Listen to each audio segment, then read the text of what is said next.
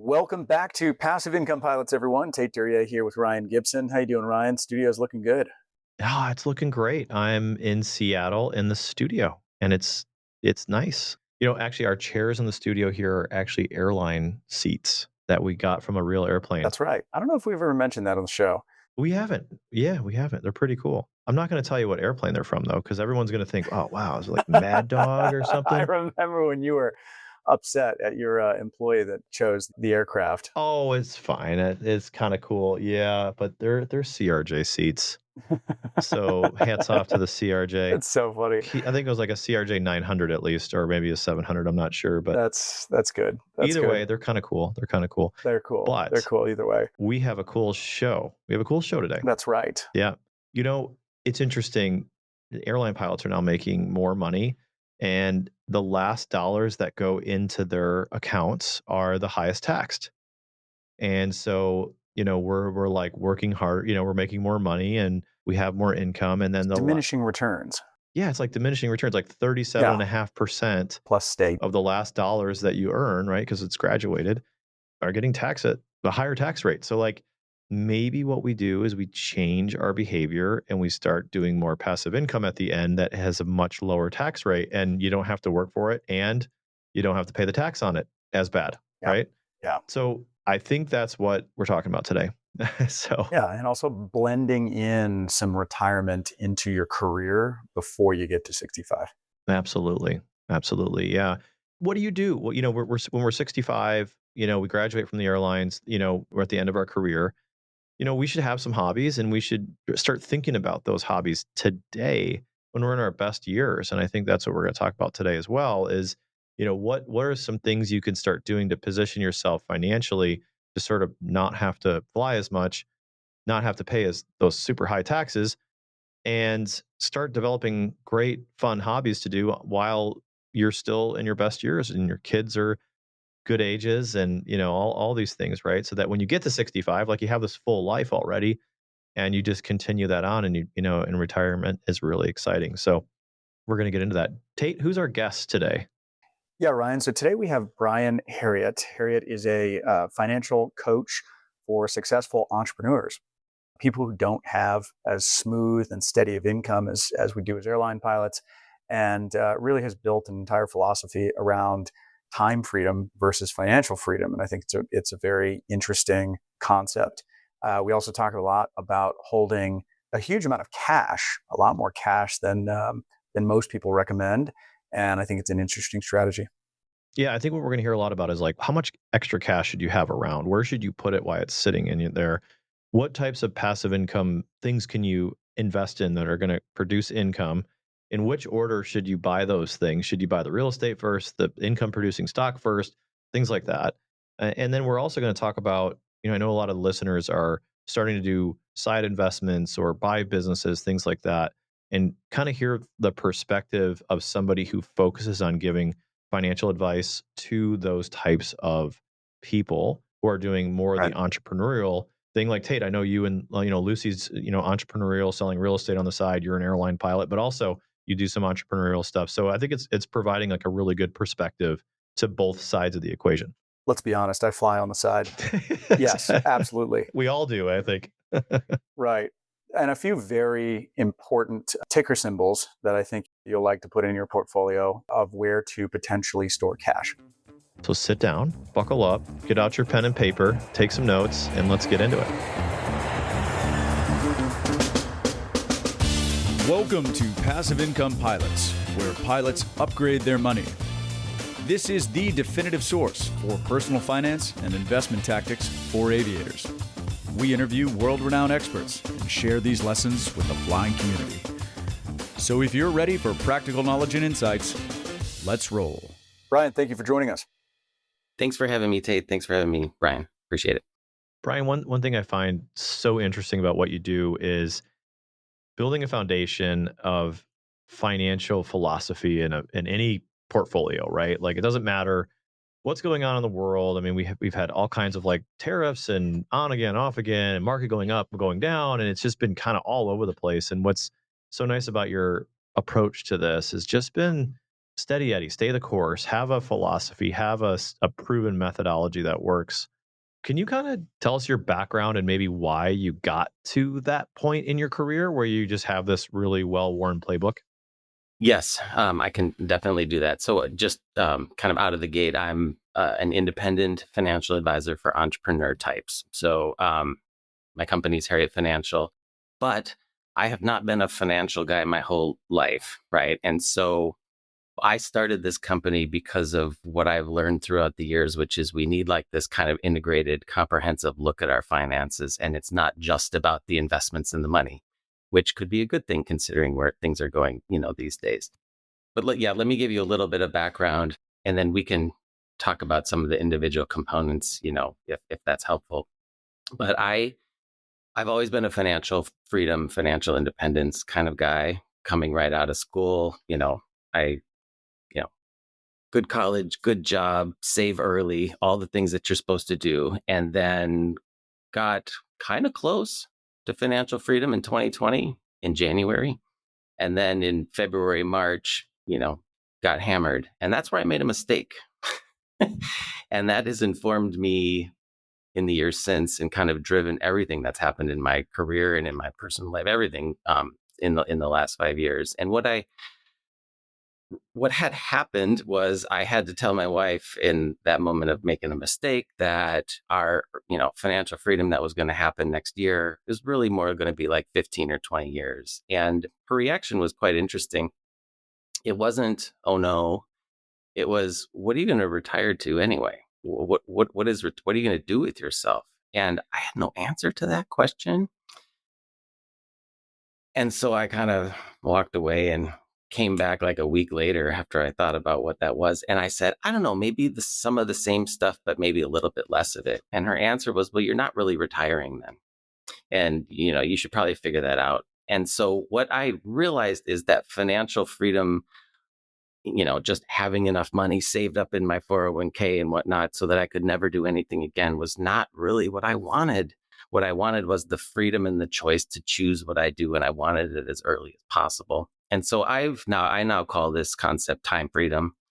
And the finances are extremely important, but it's not, it's a breadth of finances. And that is what kind of stabilizes my philosophy and how I look at things and staying the course. So I live my life now kind of looking at a particular year. I call it the time freedom formula, which is, you've got these expenses to cover, and then you've got investment income that you can use to live off that, and then also flexible income.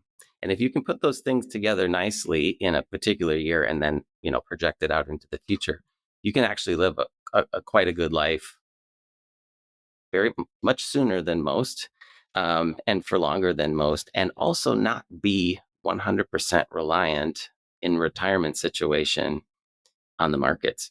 And and so that's kind of what got me to this point, and we can go look at each of those components and how they apply to to pilots and whatnot. But I just wanted to kind of set the stage with that.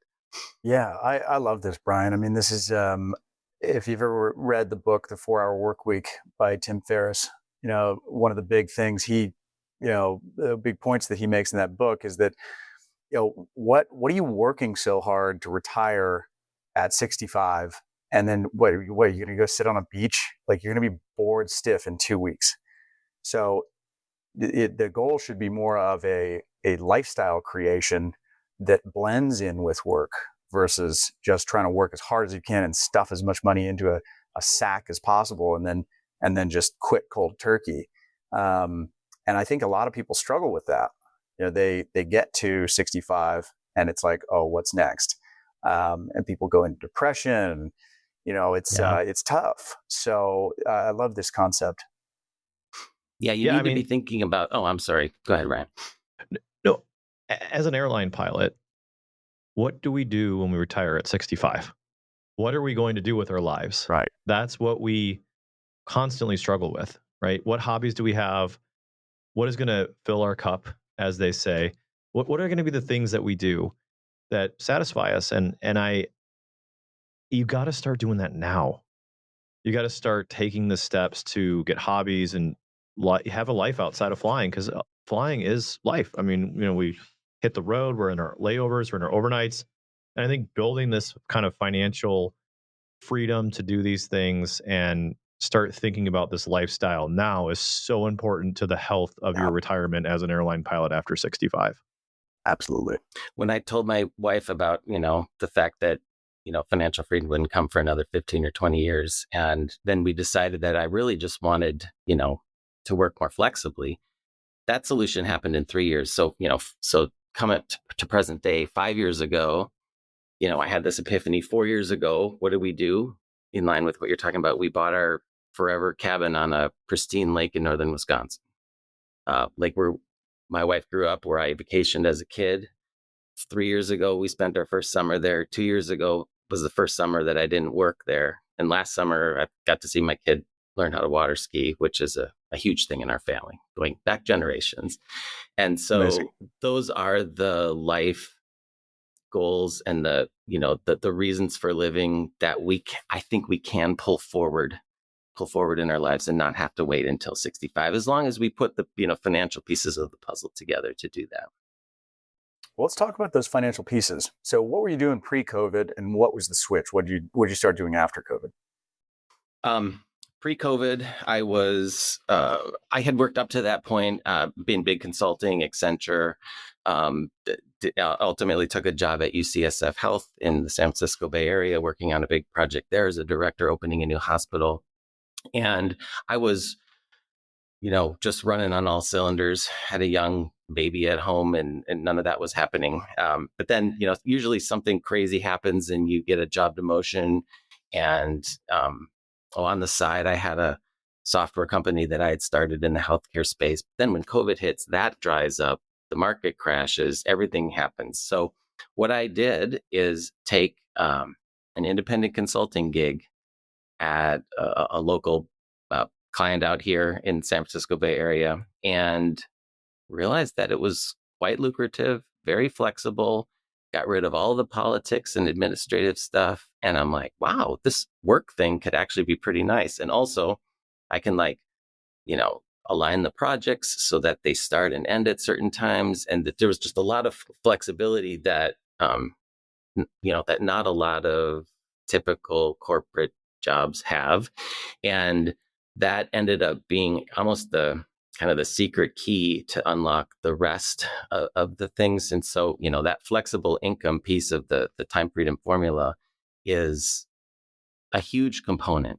It sounds exactly to me like somebody going from, commuting to a base that they can hold captain, and they're sitting reserve, in a crash pad for 18 days a month, to saying, screw it, I'm going to take a more junior aircraft in base, and all of a sudden the schedule just being amazing. That may be only applicable to a small handful of our pilot listeners, but that's what's resonating for me there. Yeah. And I think a big fear I always have in talking about this lifestyle is there's a lot of books, not a lot, but there's some books about, having achieved enough. I don't know if you where, Right. you get to this point in your career and, it's time to kind of kick back and, take advantage of the skills I built, but relax. That's not me at all. And so just the fact that I, don't work during the summers and then I can water ski and stuff doesn't mean that I don't have big, aspirations for what I think I can do, because, in my philosophy of time freedom first, financial freedom follows, we can't forget the second part. But I also feel like it's only when you have the time to kind of come back out of the day-to-day grind of the work that you're doing that you can actually start to think, all right, well, what does that mean? And how could I pursue something that I'm not doing right now that could 10x my income versus make it 10%, do 10 things 10% better. Right. Implement all the strategies you've learned on this show. Go buy that short-term rental. Go, go buy that property. Go start that business.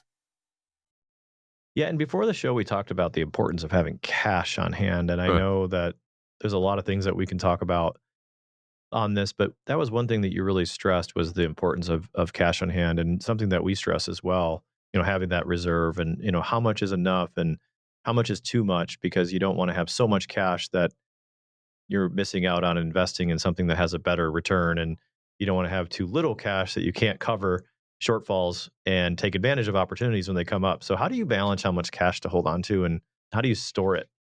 Yep. My philosophy here is that your investing approach has to match your goal. And in my case, the people I work with, their goal is to have, a free and flexible life. So what that means is you're going to potentially have inconsistent income. And so you may need access to your money sooner than most. And so this was the stark reality that I had in 2020 when I was so close. Like I had lived through, the 2008 great financial crisis and didn't stress because the market was down, because I could invest and it would grow up forever. But eventually you need to use your money.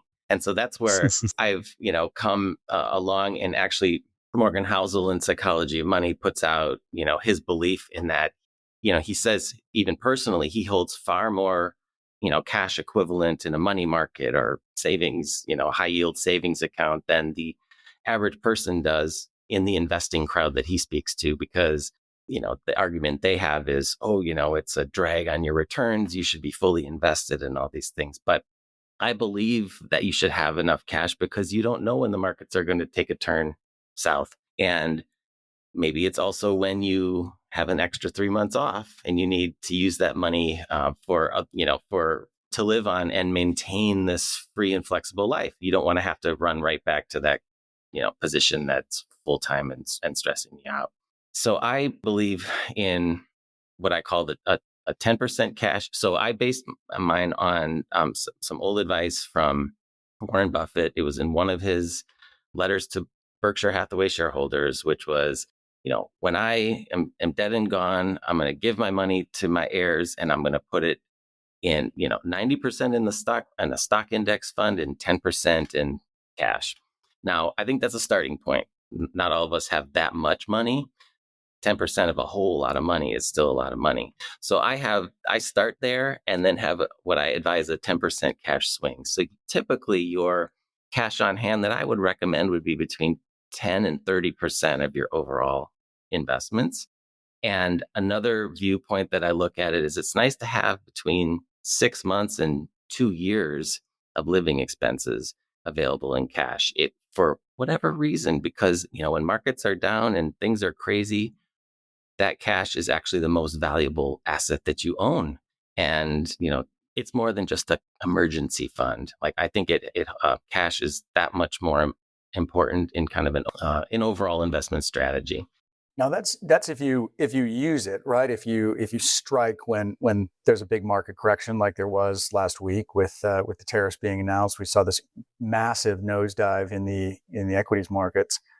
Is that a point where you've reached into that treasure trove of cash and deployed a bunch? Yes, cash, I believe, is very defensive and very offensive at the same time. So, defensively, you can use it to protect yourself in bad times, but offensively, yeah, and it can be based on where your skill set is at. So, in other words, if you're a market person, yes, absolutely. If you have some cash, you can deploy it. Back in 2008, when the market was down, I'm like, yeah, I'd love to put some cash in here, but I didn't have anything. Or it's a business opportunity that comes your way, real estate or anything. If you are fully deployed and tied up, you can't take advantages of opportunities when they present themselves. So again, like I could argue that the cash and the 3, 4, 5% return it has, that investment in the business that then gives you 200% return, that's actually cash return, right? It's just how you translated it over. That's a good point. You mentioned having enough reserves for 6 months to 2 years, and then you mentioned 10 to 30% of your holdings should be cash. Can you kind of unpack that a little bit more? Because, for some people, saving up that initial reserve will be like 100% of their investment portfolio for our younger investors. And then as we mature in our investing in our careers, that will become then, is it, you want to have 2 years? Could be as little as 5%. I mean, 2 years for somebody who's 60 and has a $10 million, $15 million net worth. I mean, that could be much, much smaller. definitely, like when you go on the extreme on the low end or the extreme on the high end, you're going to have to kind of choose where it fits. But yeah, if you have an extremely high net worth, 2 years of your living expenses might be less than 10%. Certainly that's a guideline. And I also, I mean, I love the idea of ranges, because you don't, different people have different scenarios that they're working through. If you're going to, be investing in your business, and you may not make any money for 3 years, you should make some adjustments and hold the appropriate amount of cash so that you're able to stay the course. Makes a lot of sense. Okay, so Brian, as an airline pilot, I have cash reserves, and I'm looking for the most strategic place to store it. It drives me nuts just looking at cash sitting in an account doing nothing when it could be out there working for me. So where do you keep it so that it's generating some sort of return? Yeah, there's usually 3 good places to put it, and the returns will be slightly different. And so you should look and see what's most appropriate. First of all, don't put it in your checking account. Where you want to typically have it, the easiest place would be a high yield savings account, usually at an online bank, like an Ally or something like that. The other, where I currently have mine, is in my brokerage account in a money market, a high yielding federally backed money market. What's the ticker?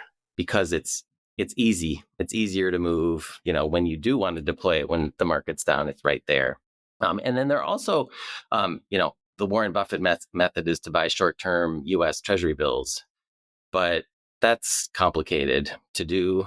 There's some new services that are making it easier, like Public, I think is the name of the company, but there are actually ETFs that you can buy that own those. That would be another way to go about it. And at one point, a couple of years ago, I did a full analysis on all of these, and when I looked at that point in time, one of them was slightly better than the others. But then I did it a year ago, and another one was flipped. But again, like, I don't think we're putting our cash to work to get some interest back. But if it's 4.7 versus 4.9, that doesn't really make too much of a difference. So usually it's wherever's most convenient. And as long as it's not a checking account, like I said. Perfect. What's like a good rate right now? Well, I mean, it depends. And as far as I know, since last week, it's totally changed. I don't know, but I would say in the upper 4s is probably what I'm seeing right now. Yeah. Brian, can you share the ticker symbols of the money market accounts that you were using in your brokerage and maybe that ETF? Yes. So for money markets, you're going to, typically pick it, like you said, in your brokerage. The Vanguard one that I can state as the prime money market, it's now called the federal money market. It's VMFXX. VMFXX. I have also the Fidelity Government Cash Reserves. Ticker is FDRXX. All right. Franklin D. Roosevelt. And the, let's see here. And if you are looking for a Treasury bill ETF, there's 2 that I can share. One is the iShares 0 to 3 month Treasury bond ETF. It's ticker SGOV, SGOV. And there's also the Spider Bloomberg 1 to 3 month T-bill ETF. The ticker is BIL, BIL. There we go. And our listeners, that's great advice, but it's just friendly conversation, and the listeners know what's coming up next, which is we're not giving any tax, legal, or investment advice. So exactly, do your own due diligence and consult with your tax and legal professional, because we are not those people. But we're here just to share a friendly conversation. So thanks for sharing that, Brian.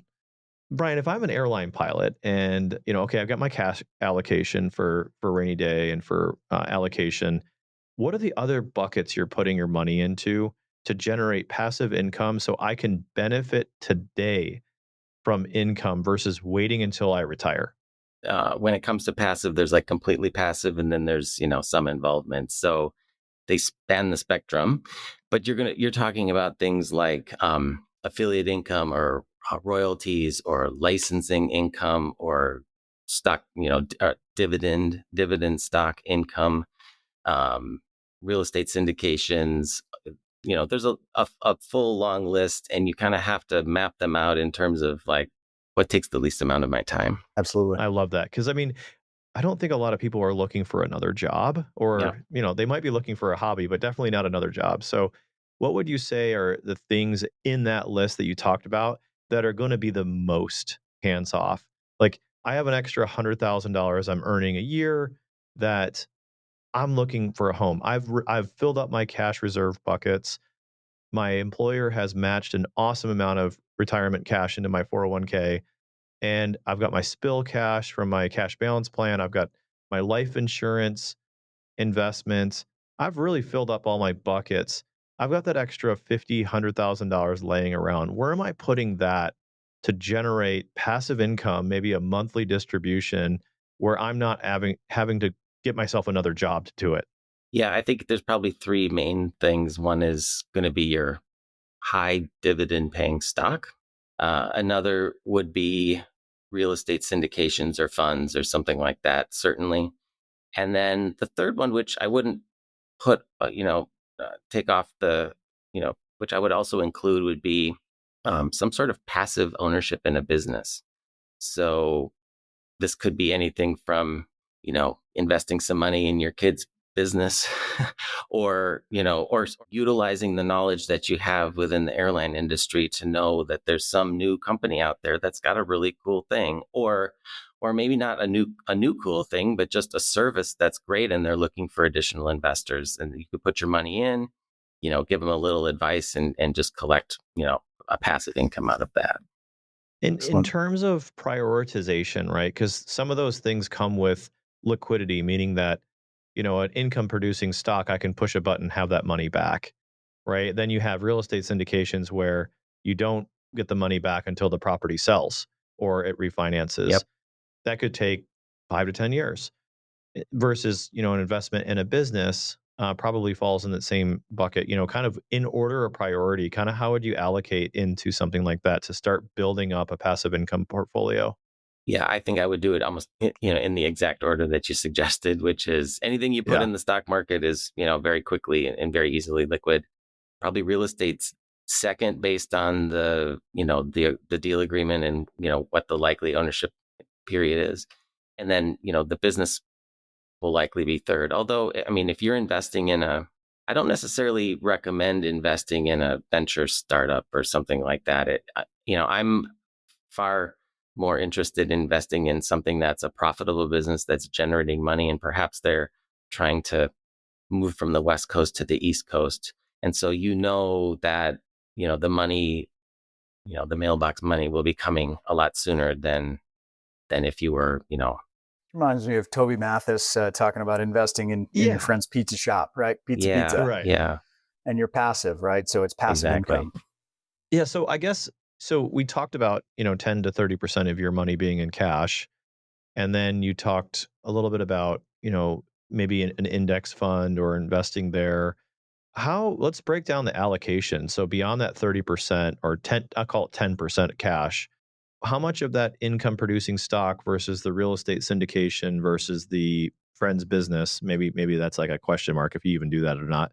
But how much allocation are we putting in both, and how do you go about, like, Yeah. as a percentage picking that?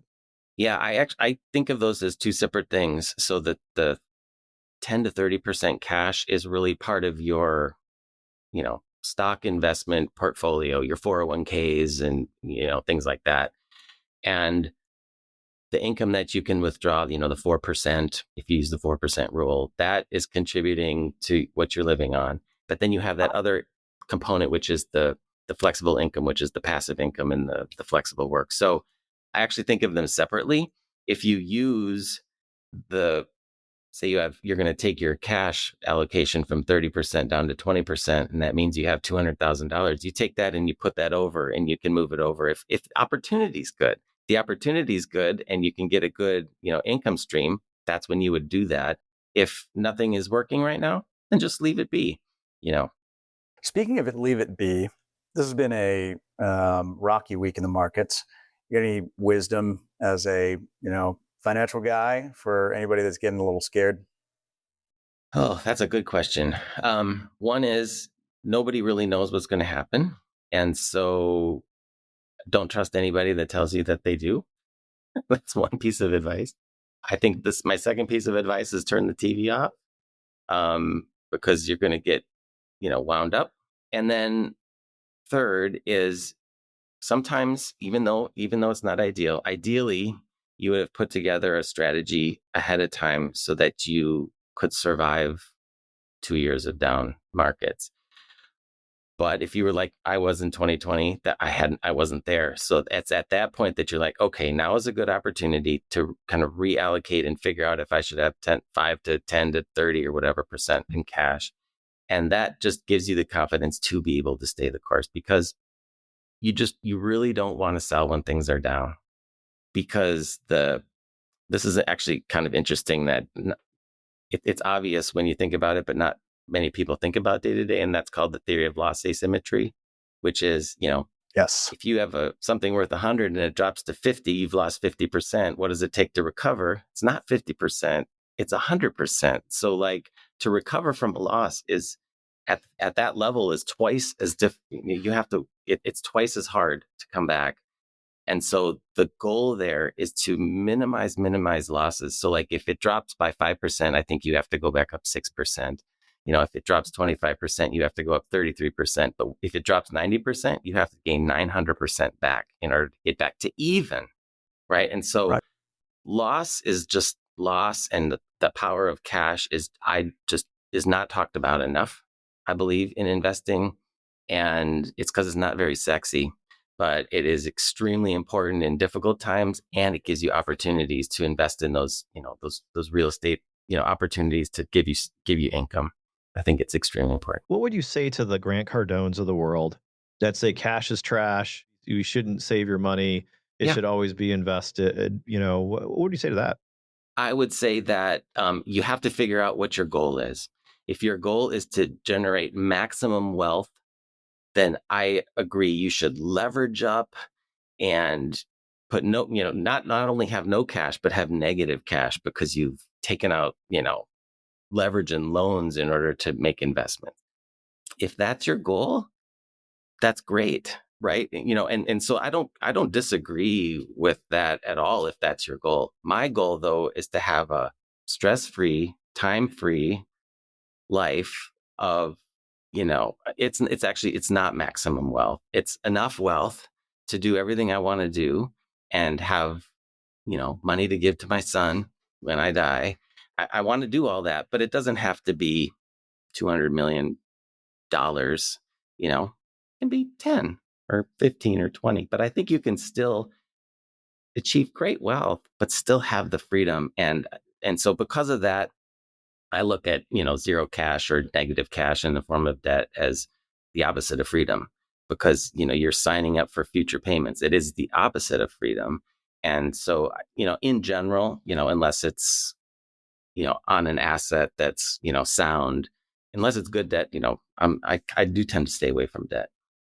No, that's a really good differentiator, because I'm, kind of leaning towards the Grant Cardone side of the spectrum. Yeah. I love, utilizing debt. I think that in inflationary times, borrowers are rewarded and savers are punished, because the value of cash drops versus you're paying a 6-7% interest rate. But if inflation is ripping at 5 or 6%, your real rate is only a few percentage points, and you inflate out of your debt. A lot of people think, over 30 years, oh my God, I'm going to pay all this interest on this house that I bought. But, that $3,000 a month payment 30 years down the road is going to be pennies. You're going to look back and, Oh, yeah. it's going to be a nice dinner out is going to be $3,000 in 30 years, just because of the way inflation ticks on. So I love the different perspective. I love different ways of looking at things. I think that's the beauty of this show, is we don't lean one way or the other. We bring in all its perspectives, and people can balance it, because I think that a real sound financial foundation is built on balance, balancing perspectives, and then also you're able to lean one way or the other depending on your goals and objectives and your personality. And I still think you can take bits and pieces from each, because your argument about the value of a low interest mortgage, like the mortgage on my home and my cabin, is like 2.85% or whatever. That's probably Right. that's Free that's money. the most valuable part of the whole deal. It's not actually probably even the real estate. It's that mortgage. So yeah, don't pay off those. Don't pay off your low interest debt. Don't pay them off early. Don't pay them off early. Let me say that. Pay them Thank off, you. but don't pay them off early. Brian, we really appreciate your time on here. But, as we're looking through like getting financial advice from advisors and people as airline pilots, what's the difference between someone like you, who you mentioned are doing financial advice for entrepreneurs versus giving that to maybe someone who's not an entrepreneur, like an airline pilot? What would be the main differences? Most financial advisors want to work with people who have stable incomes and large accounts. And I mean, because you can manage that money and you can get a percentage off of that, right? The difference in working with an entrepreneur is that there is not stability always in income. There's also potentially no retirement account, right? Because those individuals they've chosen to invest in their businesses, not in the market. And that audience is underserved, in my opinion, because the typical financial advisor is not looking comprehensively at income, the work you're doing, and the money you have in the markets, and the passive income that you have, like the whole gamut, which I feel is more important for an entrepreneur because they're relying on those other parts more than the typical money in the markets. Yeah, good perspective. I can completely resonate with this because my wife, Lucy, is a realtor, and she'll have great quarters where she makes a ton of money. And she'll also have quarters where it's down, it's dry, and the pipeline just kind of dries up. And she doesn't have a 401k that the company feeds into. She doesn't have tax withholding. She has to hold money back to pay taxes. It's a completely different ballgame. We're really lucky as airline pilots. That's a great point. And then now I'm really curious. So Tait, you have this perspective where your wife is a entrepreneur and you're an airline pilot. Now I know Tait, you're doing your fund at, Turbine, and you're an entrepreneur and a pilot. Right. I do have both sides. Yeah. What about Brian? What about somebody who's got a spouse that's doing the entrepreneurial thing, who's married to an airline pilot who's more stable? Like, do you kind of thread that needle really well there? Yeah, I mean, that's why financial advice is so independent, because everyone's situation is different. I think you have to have like a common framework that you look at, and then different individuals based on their career and the stability of earnings and how much they save. And also, I think how they view money is another hugely important piece. Like, are they like me who save and invest?